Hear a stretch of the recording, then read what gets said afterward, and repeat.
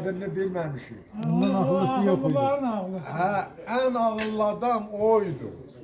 Ona göre, indi gör ağıllımız ne seviyededir. Dəlimiz el olanda ağıllımızın da misli yoktur. Allah hamınızı var eləsin. Allah kiçilikdən əksi eləməsin. Övladlarınıza da güzel günler arzulayıram. Sağ olun, var olun. Sağ ol. Aslan müəllim buyur. Rəhmətli Müslüm dayı. Sakit.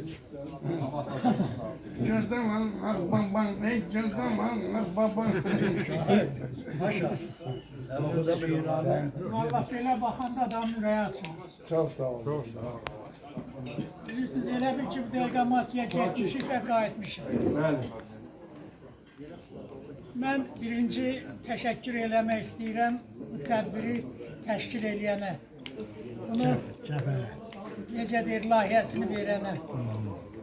Çox sağ olun. Bax, bütün xeyrimizdə, şərimizdə həmin bu saytla deyək də, saytla iştirak eləyə bilirik də, məlumatımız olur. Bugün bura toplaşmağımız da böyük bir tarixi hadisədir və arzu edirəm ki, bu davamlı olsun.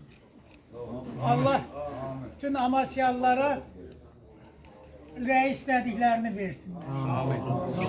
Bir şey də demək lazımdır ki, var içimizdə yaxşı imkanlar olanlar da var, biraz imkansız olanlar da var. Bunu həmişə nəzərə almaq lazımdır.